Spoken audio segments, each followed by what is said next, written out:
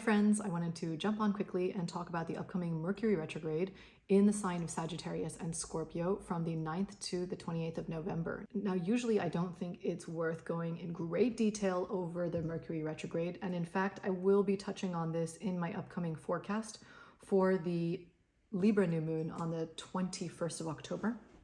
But this one's special because Mercury will be going retrograde at the same time as its ruler Jupiter. Now, generally speaking, we do have retrogrades happening at the same time or beginning at the same time, but the thing is that they're related this time. You can think of it as your kid is sick, but then you also get sick at the same time. Now, I'm not saying that retrogrades are always related to illness or something negative, but it is a time where we slow down and maybe there's some confusion and maybe there's some need to take a step back.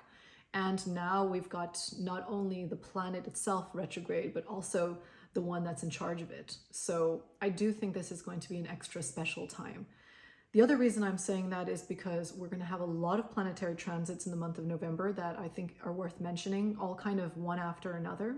Mercury is also out of balance at this time, which means that it's a little bit more wild than usual. So, we can't expect it to do the thing that we want. And also interestingly is that this doesn't happen very often. And in fact, the last time it happened was in March of 2006. So you can go back and have a look to see what was going on for you there. This was Mercury retrograding in the sign of Pisces, so not even in the same sign. But it's only to say that it's quite a rare occasion that both of these related planets are going retrograde the same 2 days.